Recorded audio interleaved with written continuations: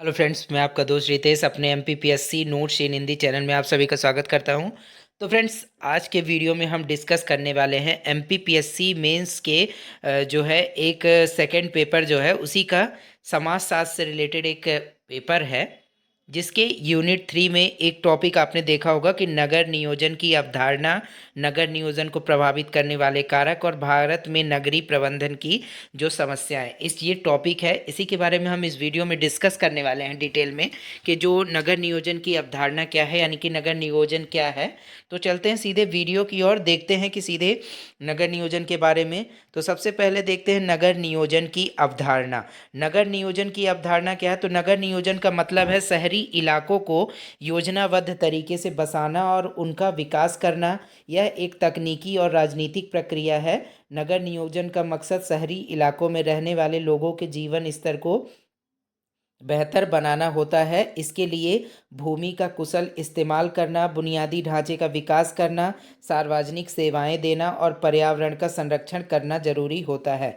यानी कि नगर नियोजन क्या है? तो किसी भी, मान लीजिए कि कोई भी शहरी क्षेत्र है, ठीक है, जैसे कोई भी शहर है, तो एग्जाम्पल के लिए बनारस को ही ले के चलते हैं। तो शहरी, कोई भी शहरी इलाका है या कोई भी शहर जैसे बनारस है, तो उसके शहर को योजनाबद्ध तरीके से बसाना, यानी कि वहाँ पर क्या, कैसे लोग रहेंगे, किस क्षेत्र में किस प्रकार से उन्हें पानी की व्यवस्था होगी, किस प्रकार से वहाँ जो है पाइपिंग वगैरह की जाएगी, या फिर किस प्रकार से नालियों की व्यवस्था की जानी है, ठीक है, या किस प्रकार से जो है सीवेज के पानी की निकासी होना है ना। इस प्रकार की सभी जो छोटी छोटी व्यवस्थाएं हैं एक शहर में करना, या फिर बसा एक शहर को बसाना, इन सभी सुविधाओं के साथ या उनका विकास करना नगर नियोजन के अंतर्गत आता है। और ये पूरी प्रक्रिया जो क्या होती है, एक प्रकार से तकनीकी और राजनीतिक दोनों ही मिलाकर के ये प्रक्रिया नगर नियोजन की अंतर जो है, नगर नियोजन की प्रक्रिया जो है एक तकनीकी और राजनीतिक रूप से संयुक्त रूप से होती है। यानी कि इसमें तकनीक का भी उपयोग किया जाता है एक नगर या शहर को सुविधायुक्त तरीके से बसाने में, ठीक है। और जो है राजनीतिक प्रक्रिया इसलिए है क्योंकि बिना राजनीति के इन्वॉल्व हुए कोई भी कार्य जो है, विकास का कार्य किसी भी शहर का संभव नहीं है। क्योंकि आप जानते हैं कि हर जो है एक शहर होता है, यदि कोई शहर, तो वहाँ पर भी शासन होता है किसका? जैसे मान लीजिए कि कोई नगर निगम वगैरह नगरीय क्षेत्र है, तो वहाँ पर जरूर से जरूर नगर निगम वगैरह आप देखेंगे कि नगर निगम क्षेत्र होता है वो। तो वहाँ पर भी एक प्रकार से व्यवस्था कायम रहती है, जो कि राजनीतिक रूप से वहाँ चुने हुए लोग बैठते हैं नगर निगम में, ठीक है, महापौर वगैरह। तो वो क्या करते हैं, व्यवस्था एक उस नगर की व्यवस्था को क्या करते हैं, देखते हैं कि कैसे कैसे किया जा सकता है। तो ये इस प्रकार से ये तकनीकी और राजनीतिक दोनों की ही मिली जुली प्रक्रिया है नगर नियोजन, ठीक है। और इसमें क्या है, नगर नियोजन का मकसद शहरी इलाकों में रहने वाले लोगों के जीवन स्तर को बेहतर बनाना है। यानी कि जो भी लोग उस शहर या नगर में रह रहे हैं, उनके जीवन को किस प्रकार से उन्नत या फिर बहुत ही सुविधा युक्त बनाना है, इस सभी के लिए जो है एक प्रकार से व्यवस्था विकसित करना नगर नियोजन के अंतर्गत आता है। और इसके बाद जो देखते हैं कि इसके अंतर्गत, नगर नियोजन के अंतर्गत क्या क्या किया जाता है, तो नगर नियोजन में शहरी इलाकों के विकास के लिए भूमि का इस्तेमाल कुशलता से किया जाता है। नगर नियोजन में बुनियादी ढांचे का विकास किया जाता है, यानी कि जैसे अस्पताल वगैरह हो गया, ठीक है, या फिर अस्पताल के अतिरिक्त कोई और भी चीज़, जैसे सामुदायिक भवन वगैरह, जहाँ पे लोग, कई सारे लोग जो है एकजुट होकर के कोई ना कोई प्रोग्राम में शामिल हो सकते हैं, ठीक है। या फिर कोई जो सार्वजनिक रूप से स्कूल जो है, सरकारी स्कूलों का डेवलपमेंट करवाना हुआ, ठीक है। तो ये सारी चीज़ें जो है बुनियादी ढांचे के विकास के रूप में आती हैं। जैसे कि इसमें एग्जाम्पल भी है, सड़कें हैं, पार्क है, स्कूल, परिवहन व्यवस्था, ये सभी की जो व्यवस्था करना होता है, ये नगर नियोजन के अंतर्गत आता है। और नगर नियोजन में सार्वजनिक सेवाएं भी दी जाती हैं।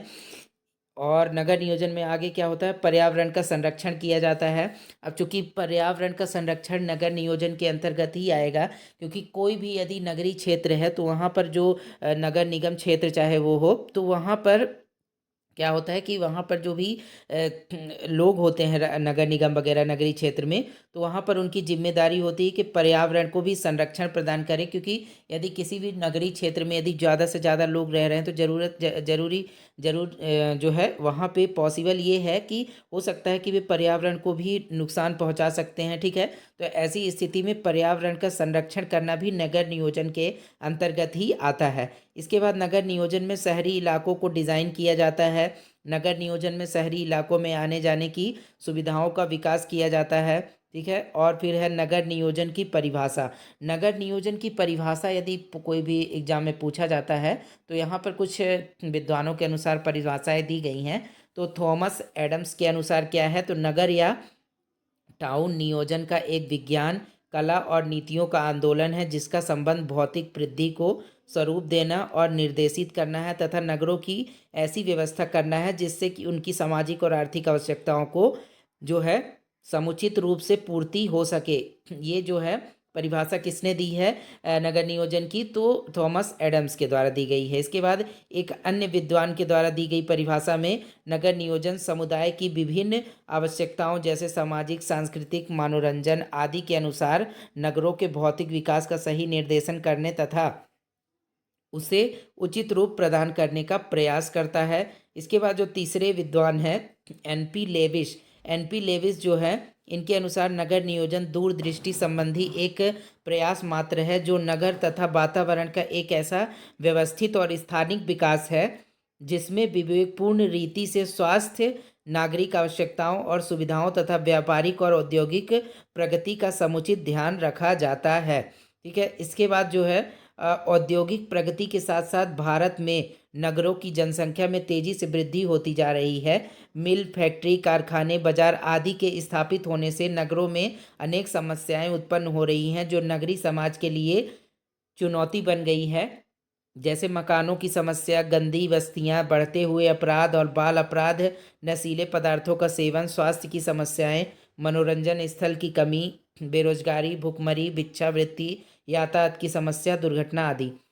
जैसे जैसे कि आप देख रहे हैं कि भारत में जो है, भारत एक विशाल देश है। भारत में जनसंख्या लगातार जो है बढ़ती ही जा रही है। आज के समय में आप देखेंगे कि तो भारत की जनसंख्या लगभग 1 अरब 40 करोड़ से भी ज़्यादा हो चुकी है, जो कि चाइना से भी ज़्यादा हो गई है। तो जैसे जैसे अब चूँकि भारत में नगरों में जनसंख्या तेज़ी से बढ़ रही है, जिस कारण से लोगों की अधिक बढ़ने के कारण और शहरों में फैक्ट्री वगैरह स्थापित होने के कारण, बड़े बड़े कारखाने स्थापित होने के कारण भी कई सारी समस्याएं उत्पन्न हो रही हैं। जैसा कि आप देखेंगे कि ड्रेनेज सिस्टम वगैरह का बहुत अच्छा विकास नगरों में नहीं होने के कारण जब बारिश होती है शहरों में, तो वहाँ पर जो है बाढ़ जैसी स्थिति निर्मित हो जाती है। इसके अतिरिक्त जो है गंदी बस्तियाँ बहुत ज़्यादा देखने को मिलती है नगरों में, ठीक है। और छोटे मकानों की बहुत कमी होती है। लोग चूँकि बढ़ते जा रहे हैं लेकिन घर उतने ज़्यादा संख्या में नहीं बढ़ पा रहे हैं, ठीक है। और अपराध भी बहुत ज़्यादा नगरीय क्षेत्रों में देखने को मिलता है, क्योंकि जनसंख्या जब बढ़ती है तो अपराध की प्रवृत्ति भी वहाँ पर जो है कई बार जन्म लेने लगती है। जब यदि लोगों के पास अच्छा रोजगार नहीं होता या फिर शिक्षा नहीं होती तो ऐसी स्थिति में अपराध की प्रवृत्ति जन्म लेती है और शहरों में तो ज़्यादा से ज़्यादा अपराध जो है देखने को मिलने लगते हैं, ठीक है। और बेरोजगारी जैसी भी समस्याएं ज़्यादातर देखने को मिलती है और दुर्घटनाएं, जो कि शहरों में चूँकि जनसंख्या बहुत ज़्यादा होती है तो वहाँ पर ज़रूरत से ज़्यादा वाहन वगैरह होते हैं, जिसके कारण दुर्घटना की भी स्थिति आम बात हो गई है आजकल नगरीय क्षेत्रों के लिए, ठीक है। इसके बाद देखते हैं नगर के अच्छे यातायात के साधन, मनोरंजन के साधन, अच्छे चिकित्सालय, क्रीड़ा स्थल, आवास व्यवस्था, गंदी बस्तियों का सुधार आदि नगर नियोजन के अंतर्गत आता है। यानी कि यातायात के जो साधन हैं, सुविधा पूर्वक जो है लोगों को यातायात के साधन उपलब्ध कराना हो, चाहे मनोरंजन की व्यवस्था करना हो या फिर खेलने कूदने के लिए बच्चों के पार्क की व्यवस्था करनी हो या रहने के लिए लोगों के घरों की व्यवस्था करनी हो, ये सभी चीज़ें जो हैं किसके अंतर्गत आती हैं, तो नगर नियोजन के अंतर्गत आती हैं, ठीक है। और नगर नियोजन को प्रभावित करने वाले कारक। अब नगर नियोजन जो होता है उसको कौन कौन से कारक ऐसे हैं जो कि प्रभावित करते हैं, ठीक है। तो नगर नियोजन को कई कारक प्रभावित करते हैं और नगर नियोजन को प्रभावित करने वाले कुछ प्रमुख कारक जो हैं निम्नलिखित हैं। पहला क्या है? आर्थिक परिस्थितियाँ। आर्थिक परिस्थितियाँ, उद्योगों का स्थानीयकरण और बढ़ते व्यापार ने नगरीय क्षेत्रों के विकास को बढ़ाया है। आर्थिक जो परिस्थितियां हैं वो नगर नियोजन को कैसे प्रभावित करती हैं? तो जब किसी भी नगर क्षेत्र में जो है उद्योग कारखाने ज़्यादा संख्या में लगने लगते हैं तो उस क्षेत्र का जो है विकास तेजी से होने लगता है या बढ़ने लगता है, ठीक है। तो इस प्रकार से आर्थिक परिस्थितियां प्रभावित करती हैं नगर नियोजन को। फिर तकनीकी प्रगति जो है, नए और बेहतर निर्माण तकनीकों ने भूमि और संसाधनों का सही इस्तेमाल करने में मदद की है, जिससे जो है नगर नियोजन प्रभावित होता है। और जनसंख्या वृद्धि, जनसंख्या की तेजी से बढ़ने से भी नगरीय क्षेत्रों को आधुनिकीकृत करने की जरूरत पड़ी।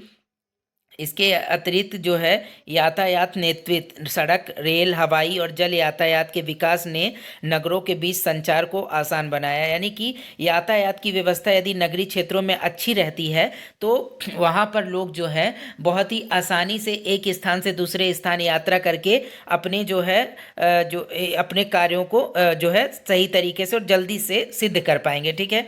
और वातावरण और स्वास्थ्य, नगर नियोजन में वातावरण और स्वास्थ्य के प्रति जागरूकता ने भी नगरीय क्षेत्रों के विकास में बहुत ही मदद की है। यानी कि वातावरण और स्वास्थ्य के प्रति जागरूकता, यानी कि जो शहरी नगरीय क्षेत्रों के लोग होते हैं, क्या होता है कि वहाँ पर जो है वो ये पसंद करते हैं कि उनका स्वास्थ्य अच्छा रहे, ठीक है। और वातावरण उस क्षेत्र का, जिस क्षेत्र में वे रह रहे हैं उसका वातावरण भी अच्छा रहे, जिससे कि उनकी लाइफ स्टाइल अच्छे से वो हो सके। ये चीज़ें भी जो वातावरण और स्वास्थ्य के बारे में शहरी क्षेत्रों में जो लोग हैं वो यदि सोचते हैं तो इस कारण से भी नगरों के विकास में जो है काफ़ी मदद होती है। इसके बाद सामाजिक बदलाव, लोगों की आदतों, जीवन शैली और ज़रूरतों में बदलाव ने नगरीय क्षेत्रों की डिज़ाइन और विकास में भी बदलाव लाए हैं। इसके बाद क्या है? तो इसके बाद देखते हैं भारत में नगर नियोजन की आवश्यकता। भारत में नगर नियोजन जो है उसकी आवश्यकता क्यों है?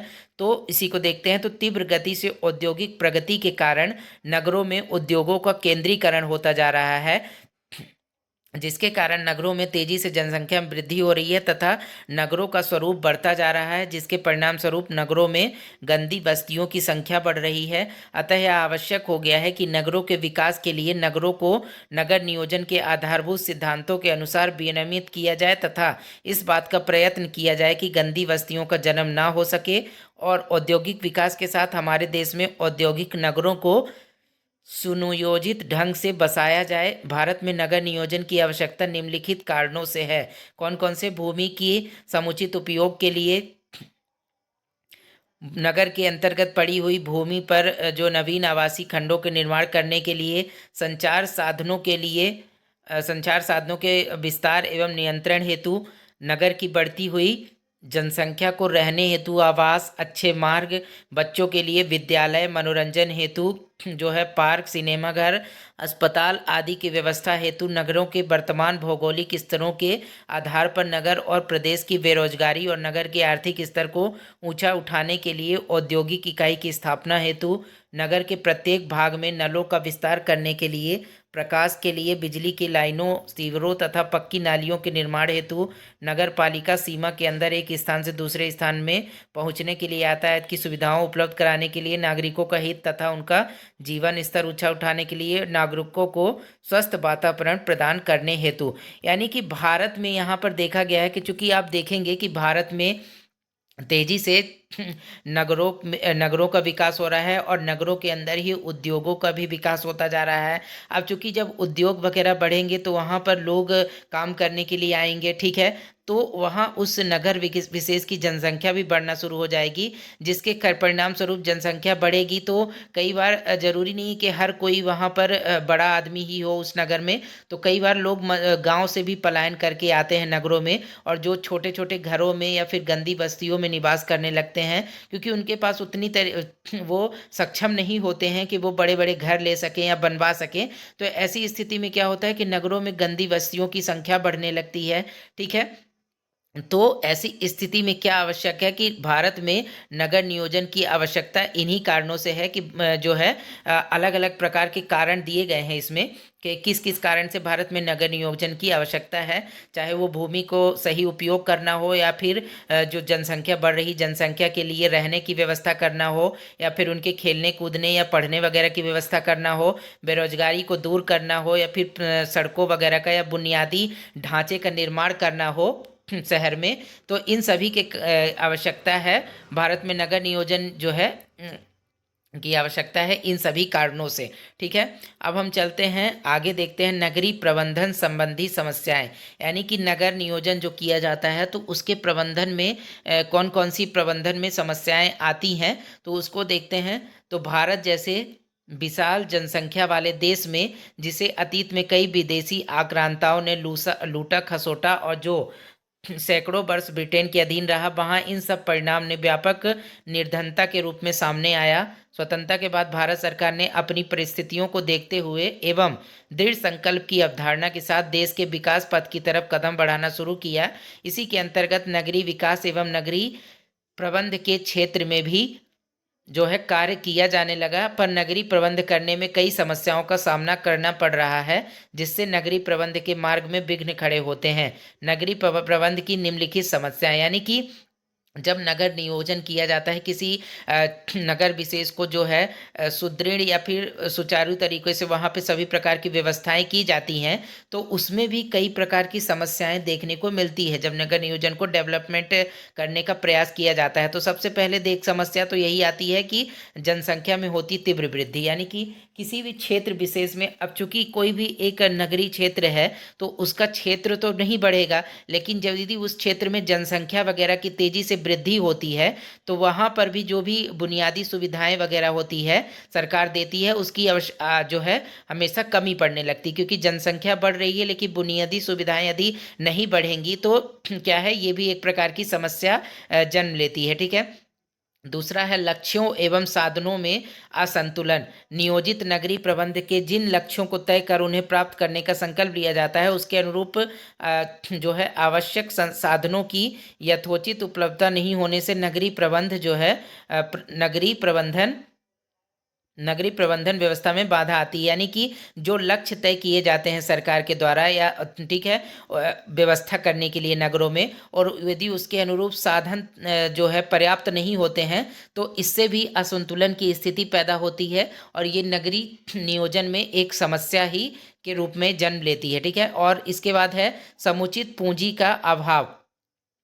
क्योंकि नगर के विकास के लिए, चूंकि एक कोई नगर है वहाँ पर जनसंख्या बढ़ रही है तो वहाँ पर जो पूंजीगत व्यवस्था करनी होती है, ठीक है, बुनियादी आवश्यकता जो होती है उस नगर विशेष की, तो उसके लिए व्यवस्था करने के लिए सरकार को क्या आवश्यकता होती है, ठीक है, तो सम पूंजी की आवश्यकता, यानी कि पैसे की आवश्यकता। तो लेकिन यदि पर्याप्त धन नहीं है सरकार के पास तो उस क्षेत्र विशेष या नगर विशेष का जो है डेवलपमेंट या फिर विकास बुनियादी तरीके जो बुनियादी व्यवस्था वगैरह सही तरीके से नहीं हो पाती धन की कमी के कारण। इसके बाद प्रबंध की कुशलता का अभाव, यानी कि प्रबंधन की कुशलता भी की कमी देखने को मिलती है कि किस प्रकार से यदि किसी शहर का जो है डेवलपमेंट किया जाना है लेकिन कोई जो है कुशल नेतृत्व करता नहीं है, या किस प्रकार से किसी शहर को डेवलप करना है, कैसे उसका विकास होगा, इस सभी के बारे में यदि किसी को प्रॉपर जानकारी नहीं है, यदि कोई जो है एक प्रकार से प्रबंध करने वाला कोई विशेषज्ञ नहीं है, तो ऐसी स्थिति में भी जो है नगर नियोजन जो है प्रभावित होता है। ठीक है, इसके बाद अतिक्रमण की प्रवृत्ति। आप देखेंगे कि नगरीय क्षेत्रों में क्या होता है आजकल जो है नगरीय क्षेत्रों में अतिक्रमण की जो है स्थिति बहुत देखने को मिलती है। लोग जगह जगह पर दुकानें खोलने लगे हैं, फुटपाथ जो चलने के लिए लोगों के बनाए जाते हैं वहाँ पर भी जो आजकल क्या करते हैं लोग अपनी छोटी छोटी दुकानें खोल लिया करते हैं, या फिर कोई बड़ी बड़ी जो दुकानें हैं वो भी अपना जो है दुकान को आगे बढ़ाने के लिए फैला लेती हैं सामान वगैरह, या फिर कई बार जो घर भी नगरीय क्षेत्रों में बने होते हैं वो भी क्या होते हैं कि चूंकि शहरी क्षेत्रों में बहुत कम ही जगह होती है जहाँ पर लोग अपना घर बनाते हैं, तो ऐसी में उनके अंदर अतिक्रमण की प्रवृत्ति जन्म लेती है कि ताकि अपने घर की जो भूमि है उसे किस प्रकार से जो है थोड़ा बड़ा किया जा सके। तो ऐसे में वे क्या करते हैं, अतिक्रमण का सहारा लेते हैं, अवैध कब्जा कर लेते हैं। ठीक है, तो ये भी नगर नियोजन में नगर नियोजन की प्रबंध करने में एक समस्या, बहुत बड़ी समस्या है, क्या, अतिक्रमण। इसके बाद जन सहभागिता की कमी, यानी कि लोगों की सहभागिता जो है नगर नियोजन में, जब नगर नियोजन प्रबंधन की बात आती है तो लोगों की जो सहभागिता भी जब यदि कम होती है, यानी कि लोग यदि नहीं चाहते हैं कि उनके शहर का विकास हो या फिर सहयोग नहीं बटाना चाहते हैं। मान लीजिए कि कोई भी सरकार यदि प्रयास कर रही है कि किसी भी नगरीय क्षेत्र में यदि प्रयास कर रही है कि वहाँ सफाई व्यवस्था रहे, कचरे की समुचित प्रबंधन हो, ठीक है, तो यदि लोग नहीं चाह रहे हैं, लोग कचरा इधर उधर फेंक रहे हैं, ठीक है, तो ऐसी स्थिति में यदि लोगों की जो सहभागिता नहीं होगी नगर नियोजन के प्रबंध करने में, तो उसमें सरकार बहुत ज़्यादा उसमें कुछ नहीं कर पाएगी। ठीक है, और ये एक प्रकार से समस्या होगी नगर नियोजन में। इसके बाद जो है अगला क्या है पॉइंट, राजनीतिक हस्तक्षेप। राजनीतिक हस्तक्षेप जो है नगर नियोजन में बहुत ही महत्वपूर्ण होता है। भारत की आंतरिक राजनीति किसी व्यवस्थित सिद्धांत पर आधारित ना होकर व्यक्तिगत स्वार्थ एवं दलबंदी अथवा गुटबंदी पर आधारित होती जा रही है। इस कारण नगरीय प्रबंध की योजनाओं को दो विभिन्न दल अपने अपने चश्मे से देखते हैं। एक दल किसी योजना का समर्थन करता है तो दूसरा उसका विरोध। ऐसे में यह दलगत राजनीति भी नगरीय प्रबंधन में एक समस्या बन जाती है। तो राजनीतिक रूप से यदि कोई जैसे मान लीजिए कि किसी एक जो है पार्टी विशेष की सरकार है, तो यदि वह किसी प्रकार के विकास कार्यों को किसी क्षेत्र विशेष में या नगर विशेष में करने जा रही है, तो विरोधी दल की पार्टी क्या करेगी, उसे उसका क्रिटिसाइज करेगी के सत्ता पक्ष का, कि नहीं आपके द्वारा ये गलत किया जा रहा है, इस प्रकार से नहीं किया जाना चाहिए था, दूसरी तरीके से किया जाना चाहिए। मतलब ये एक प्रकार से एक दूसरे से जो विरोधी प्रवृत्ति रखने के कारण जो है एक दूसरे के काम की निंदा करते हैं। विपक्ष यदि जो है सत्ता पक्ष के कार्यों की नकारेगा कि ये कार्य आपके द्वारा ठीक नहीं किए जा रहे हैं, और यदि विपक्ष सत्ता में होता तो ठीक है, दूसरा विपक्ष जो है एक दूसरे के अपोजिट रह कर के, मतलब कि एक दूसरे के कार्यों की निंदा करने का जो है ये लोग कार्य करते हैं राजनीति में। ठीक है, तो ये एक प्रकार से राजनीतिक हस्तक्षेप भी जो है नगर नियोजन में क्या करता है, बाधा उत्पन्न करता है। तो इस प्रकार से फ्रेंड्स आज हमने देखा कि नया नगर नियोजन जो है की अवधारणा क्या है, और नगर नियोजन के जो है प्रभावित करने वाले कारक क्या है, नगर नियोजन की नगरीय प्रबंधन की समस्याएं क्या क्या हैं, यानी कि नगर नियोजन करते समय एक जो है उसका प्रबंधन मैनेजमेंट करते समय क्या क्या समस्याएं देखने को मिलती हैं या आती हैं, और नगरीय नियोजन की आवश्यकता क्यों है भारत में। तो इस सभी टॉपिक को हमने इस वीडियो में डिटेल में देखा। तो आई होप कि ये वीडियो जो है आपको नोट्स तैयार करने में, ठीक है, ये काफ़ी हेल्पफुल होगा। तो आज के लिए फ्रेंड्स इतना ही। अब हम मिलेंगे किसी न्यू वीडियो में, न्यू टॉपिक पर डिस्कस करेंगे। तो आज के लिए इतना ही, बाय बाय।